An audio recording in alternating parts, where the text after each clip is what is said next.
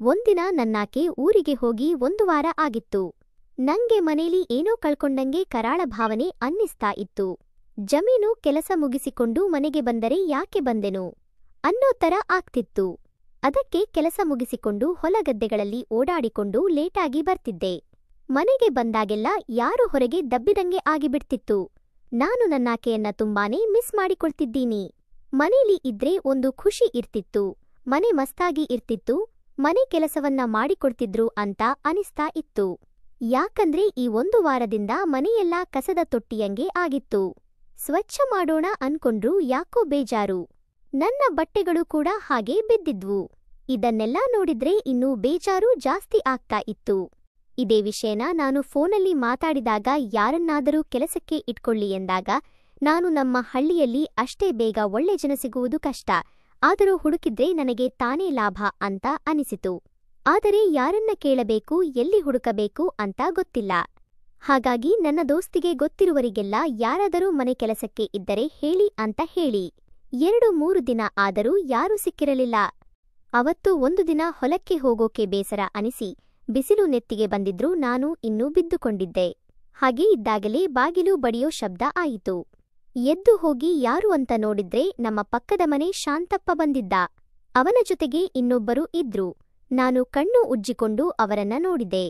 ಆಗ ಅವನು, ಯಾಕೋ ಇನ್ನೂ ಬಿದ್ಕೊಂಡಿದೀಯಾ ಎಂದಾಗ ನಾನು, ಹೌದು, ಇವತ್ತು ಯಾಕೋ ಬೇಸರ ಆಗಿತ್ತು, ಅದಕ್ಕೆ ಬಿದ್ಕೊಂಡಿದ್ದೆ ಅಂತ ಹೇಳಿದೆ. ಆಮೇಲೆ ಏನ ಈ ಕಡೆ ಬಂದಿದ್ದು ಅಂತ ಕೇಳಿದಾಗ, ಏನಿಲ್ಲ, ಮೊನ್ನೆ ನೀನೇ ಮನೆ ಕೆಲಸಕ್ಕೆ ಒಬ್ಬರು ಬೇಕು ಅಂತ ಹೇಳಿದ್ದೆ ಅಲ್ವಾ, ಅದಕ್ಕೆ ಇವರನ್ನ ಕರ್ಕೊಂಡು ಬಂದೆ ಅಂತ ಹೇಳಿದ. ಆಗ ನಾನು, ಓ ಹೌದಾ, ಬಾ ಒಳಗೆ ಅಂತ ಹೇಳಿದೆ. ಅವರು ಒಳಗೆ ಬಂದು ನಮ್ಮ ಮನೆ ನೋಡಿದರು ಅನ್ಸುತ್ತೆ. ಮುಖದಲ್ಲಿ ಬೇಜಾರು ಕಾಣಿಸ್ತಾ ಇತ್ತು. ಆದರೆ ಅವರು ಏನೂ ಹೇಳಲಿಲ್ಲ. ನಾನು 1-2 ಕಡೆ ಕೇಳಿದೆ, ಯಾರೂ ಸಿಗಲಿಲ್ಲ ಅಂತ ಹೇಳಿದೆ. ಅವನು ಅದಕ್ಕೆ ನಾನು ಕರ್ಕೊಂಡು ಬಂದಿದ್ದೀನಿ ಅಂತ ಹೇಳಿದ. ನಾನು ಅವರನ್ನು 1 ಸಲ ನೋಡಿದೆ. ಸುಮಾರು 35 ವಯಸ್ಸಾಗಿರಬಹುದು. ನೋಡೋಕೆ ಸ್ವಲ್ಪ ದಪ್ಪ ಬೆಳ್ಳಗಿದ್ರು. ಬಟ್ಟೆ ತುಂಬಾ ಹಳೆಯದಾಗಿದ್ರು, ಅಷ್ಟೇನು ಕ್ಲೀನಾಗಿ ಇರಲಿಲ್ಲ. ನಾನು ಇವನನ್ನು ಪಕ್ಕಕ್ಕೆ ಕರೆದು, ನಿಂಗುತ್ತಾ ಅಂತ ಕೇಳಿದೆ. ಆಗ ಅವನು, ನನಗೆ ಅಷ್ಟಾಗಿ ಗೊತ್ತಿಲ್ಲ, ನನ್ನ ಇನ್ನೊಬ್ಬರು ದೋಸ್ತಿಗೆ ಗೊತ್ತಿರುವುದು, ಅದಕ್ಕೆ ನಾನು ಕರ್ಕೊಂಡು ಬಂದೆ. ನಿಮಗೆ ಇಷ್ಟ ಆದ್ರೆ ಮಾತಾಡಿ ನೋಡಿ ಅಂತ ಹೇಳಿದ. ಆಮೇಲೆ ನಾನು ಪರವಾಗಿಲ್ಲ ಅಂತ ಹೇಳಿದೆ. ಆಗ ನಾನು ದುಡ್ಡಿನ ವಿಚಾರ ಮಾತಾಡೋಕೆ ಹೇಳಿದಾಗ ಅವನು ಏನು ಕೆಲಸ ಮಾಡಬೇಕು, ಹೇಗೆ ಇರಬೇಕು ಅಂತೆಲ್ಲ ಹೇಳಿಕೊಟ್ರು. ಕೊನೆಗೆ 600 ರೂಪಾಯಿ ಕೊಡ್ತಾನೆ ಅಂತ ಹೇಳಿದ್ರು. ಆಗ ಅವರು ದೀನ ಸ್ವರದಲ್ಲಿ, ಅಷ್ಟು ಕಡಿಮೆಗೆ ಆಗುಲ್ಲ, ಇನ್ನೂ ಸ್ವಲ್ಪ ಜಾಸ್ತಿ ಕೊಡಿ ಅಂತ ಕೇಳಿಕೊಂಡರು. ಆದರೆ ಇವನು, ಇನ್ನೂ ಅಷ್ಟೆಲ್ಲ ಆಗುಲ್ಲ ಅಂತ ಹೇಳಿದಾಗ ಅವರು ಮುಖ ಸಪ್ಪೆ ಮಾಡಿಕೊಂಡು ನಿಂತಿದ್ರು. ಅವರ ಮುಖ ನೋಡಿ ನಂಗೆ ಪಾಪ ಅನಿಸಿತು. ಕೊನೆಗೆ ಅವರು ಒಪ್ಪಿಕೊಂಡಾಗ, ಇವತ್ತಿಂದನೇ ಕೆಲಸ ಶುರು ಮಾಡಿಕೋ ಅಂತ ಹೇಳಿ ಹೋದ. ಅವರು ಅವನ ಮಾತಿಗೆ ತಲೆ ಆಡಿಸಿದಾಗ ಆತ ಮಾತುಕತೆ ಮುಗಿಸಿಕೊಂಡು ಹೋದ. ಆಗ ನಾನು, ಏನು ನಿನ್ನ ಹೆಸರು ಅಂತ ಕೇಳಿದಾಗ ಅವರು ರಾಧಾ ಅಂತ ಹೇಳಿದ್ರು. ಅಂತೂ ಇಂತು ಮನೆ ಕೆಲಸಕ್ಕೆ ಒಬ್ಬರು ಸಿಕ್ಕಿದ್ರು ಅಂತ ಖುಷಿಯಾಯಿತು. ಅವತ್ತು ನಾನು ಅವರ ಜೊತೆ ಹೆಚ್ಚಿಗೆ ಮಾತಾಡಲಿಲ್ಲ. ಮೊದಲು ಮನೆಯೆಲ್ಲ ಗುಡಿಸಿ, ನೆಲ ಒರೆಸಿ, ಬಟ್ಟೆ ಒಗೆದು, ಪಾತ್ರೆಗಳನ್ನ ತೊಳೆಯೋಕೆ ಹೇಳಿದೆ. ನಾನು ಮತ್ತೆ ಹೋಗಿ ಬಿತ್ಕೊಂಡರೂ ಕಣ್ಣು ಮುಚ್ಚಲಿಲ್ಲ. ಕೊನೆಗೆ ಎದ್ದು ಬಂದು ಮೊಬೈಲ್ ನೋಡ್ತಾ ಕೂತೆ. ಅವರು ಅಡುಗೆ ಮನೆ ಸ್ವಚ್ಛ ಮಾಡಿ ನಾನು ಹೇಳಿದ ಕೆಲಸನೆಲ್ಲ ಚೆನ್ನಾಗಿ ಮಾಡಿ ಮುಗಿಸಿದ್ರು. ಅವರ ಮನೆ ಕೆಲಸ ನೋಡಿ ನಂಗೆ ಖುಷಿಯಾಯಿತು. ಅವರು ಎಲ್ಲ ಮುಗಿಸುವ ಹೊತ್ತಿಗೆ ಸ್ವಲ್ಪ ಸುಸ್ತಾಗಿರುವ ಹಾಗೆ ಕಾಣುತ್ತಿದ್ರು. ನಾನು 1ನೇ ದಿನ ಅಂತ ಅಷ್ಟಕ್ಕೆ ಮನೆಗೆ ಕಳಿಸಿದೆ. ಮರುದಿನ ಅವರು ಮನೆಗೆ ಬಂದಾಗ ನಂಗೆ ಶಾಕ್ ಆಯ್ತು. ಅವರು ತಲೆ ಬಾಚಿ, ಹೂ ಮುಕ್ಕೊಂಡು, ಹಳೆ ಬಟ್ಟೆ ಆದರೂ ಚೆನ್ನಾಗಿ ಒಗೆದಂಗೆ ಇತ್ತು. ಸರಿ, ನಂಗೆ ನಮಸ್ಕಾರ ಮಾಡಿ ಸೀದಾ ಅಡಿಗೆ ಮನೆಗೆ ಹೋಗಿ ಕೆಲಸ ಮಾಡೋಕೆ ಶುರು ಮಾಡಿದ್ರು. ನಾನು ಹೊಲಕ್ಕೆ ಹೊರಡೋಕೆ ರೆಡಿ ಆಗ್ತಾ ಇದ್ದಾಗಲೇ ತಿಂಡಿ ಕೂಡ ರೆಡಿ ಮಾಡಿದ್ರು. ನಾನು ಹೊರಡುವಾಗಲೇ ಬೇಗ ಬೇಗ ಕೆಲಸ ಮುಗಿಸಿ ಅವರು ಕೂಡ ಹೊರಟ್ರು. ಹೋಗುವಾಗ ಸಂಜೆ ಎಷ್ಟೊತ್ತಿಗೆ ಬರಬೇಕು ಅಂತ ಕೇಳಿದಾಗ 6 ಗಂಟೆಗೆ ಬರೋಕೆ ಹೇಳಿ ಕಳಿಸಿದೆ. ಹೀಗೆ ಅವರು ನಮ್ಮ ಮನೆಯಲ್ಲಿ ಒಂದಿಷ್ಟು ದಿನ ಕೆಲಸ ಮಾಡಿಕೊಂಡಿದ್ರು. ನಾನು ಮತ್ತೆ ಅವರು ಸ್ವಲ್ಪ ಮಾತಾಡೋಕೆ ಶುರು ಮಾಡಿಕೊಂಡ್ವಿ. ಅವರು ಚೆನ್ನಾಗಿ ಹೊಂದಿಕೊಂಡಿದ್ರು. ಹೀಗೆ ಇದ್ದಾಗಲೇ ನನಗೆ ಒಂದು ದಿನ ನನಗೆ ಆ ಥರದ ಕನಸು ಬಿದ್ದು ಎಚ್ಚರ ಆಯಿತು. ನೋಡಿದ್ರೆ ಅವಾಗ 4 ಆಗಿತ್ತು. ಆಮೇಲೆ 6 ಗಂಟೆಗೆ ಬಾಗಿಲು ಬಡಿಯೋ ಶಬ್ದ ಶುರುವಾದಾಗ ಅಲ್ಲೇ ಇದ್ದ ಪಂಚೆ ಹಾಕೊಂಡು ಬಾಗಿಲು ತೆಗೆದಾಗ ಅವರು ಒಳಗೆ ಬಂದು ಅಡಿಗೆ ಮಾಡೋಕೆ ಅಂತ ಮನೆಗೆ ಹೋದ್ರು.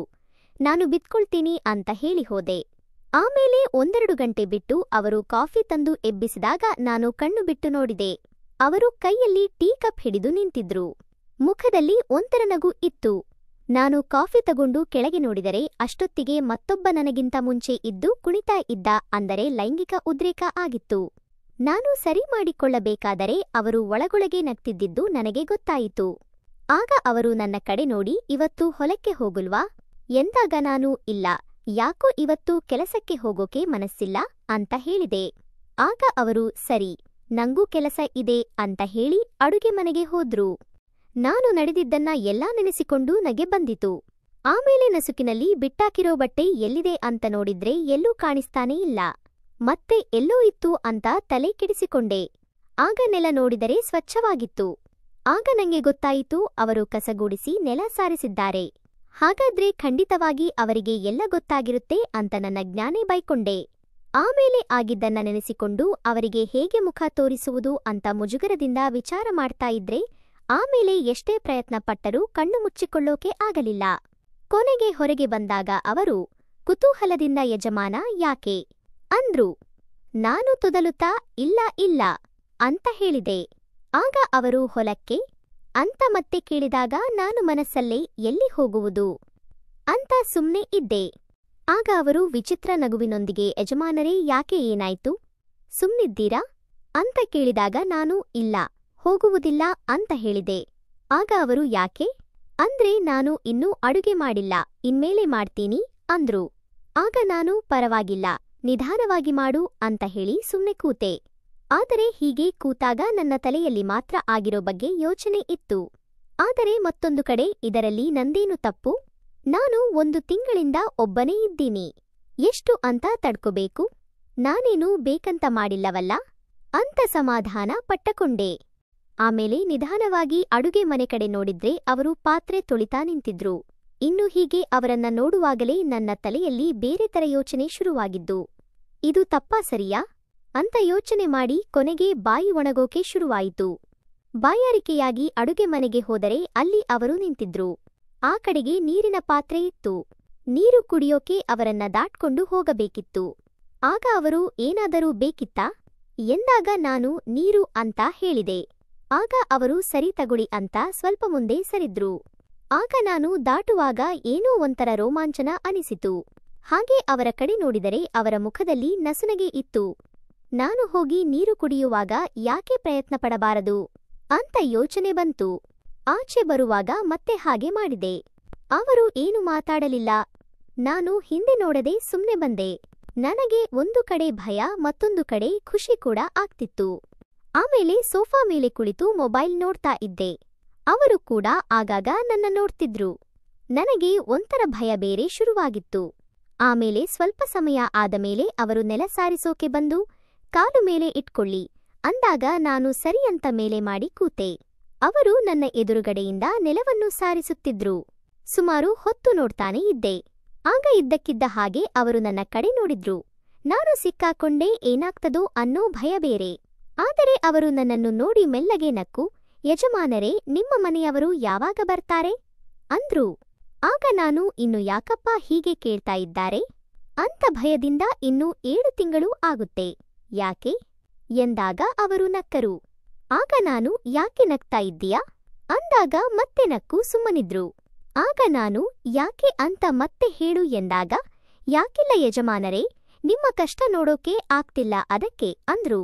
ಆಗ ನಾನು ನಂಗೇನಾಗಿದೆ, ನಂಗೇನು ಕಷ್ಟ, ಚೆನ್ನಾಗಿ ಇದ್ದೀನಿ ಅಲ್ವಾ ಅಂತ ಹೇಳಿದೆ.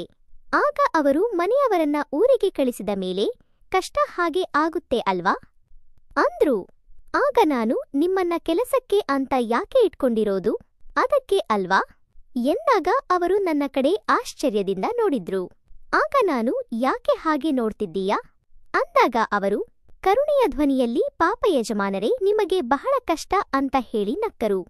ಆಗ ನಾನು ಅದರಲ್ಲಿ ಏನು ಕಷ್ಟ, ಇನ್ನು 4 ತಿಂಗಳಿಗೆ ಮನೆಯಲ್ಲಿ ಪಾಪ ಇರುತ್ತೆ. ಈ ಪದವನ್ನು ಲೈಂಗಿಕ ಸುಖವನ್ನು ಸೂಚಿಸಲು ಬಳಸಲಾಗಿದೆ ಅಂದಾಗ ಅವರು ನಾಚಿಕೆ ಮತ್ತು ಸಂತೋಷದಿಂದ ಛೀ ಯಜಮಾನರೇ, ಹಾಗೆಲ್ಲ ಮಾತಾಡ್ತೀರಾ ಎಂದರು. ಆಗ ನಾನು ಅದರಲ್ಲಿ ಏನಿದೆ ಅಂತ ಹೇಳಿದೆ. ಈ ನಡುವೆ ನಾನು ಮಾತಾಡುವಾಗ ಅವರ ಸೌಂದರ್ಯವನ್ನು ನೋಡ್ತಾ ಇದ್ದಿದ್ದನ್ನ ಅವರು ಕೂಡ ಗಮನಿಸಿದರು. ಆದರೆ ಅವರು ಕೂಡ ಸರಿಪಡಿಸಿಕೊಳ್ಳೋಕೆ ಹೋಗಲೇ ಇಲ್ಲ. ಹಾಗೆ ನೆಲ ಸಾರಿಸೋಕೆ ನಾನು ಕೂತಿದ್ದ ಸೋಫಾ ಹತ್ರಕ್ಕೆ ಬಂದಾಗ ಬೇಕು ಅಂತಾನೆ ಸೋಫಾ ಮೇಲೆ ಕೈ ಇಡೋ ನೆಪದಲ್ಲಿ ಅಲ್ಲಿ ಆ ಕೆಲಸ ನಡೆಯಿತು. ಹೀಗೆ ಪ್ರತಿದಿನ ಈ ಕೆಲಸ ನಡೀತಾ ಇತ್ತು. ಫ್ರೆಂಡ್ಸ್, ನನ್ನ ಕಥೆಗೆ ಒಂದು ಲೈಕ್ ಕೊಟ್ಟು ನಮ್ಮ ಚಾನೆಲ್ಗೆ ಸಬ್ಸ್ಕ್ರೈಬ್ ಮಾಡಿಕೊಳ್ಳಿ.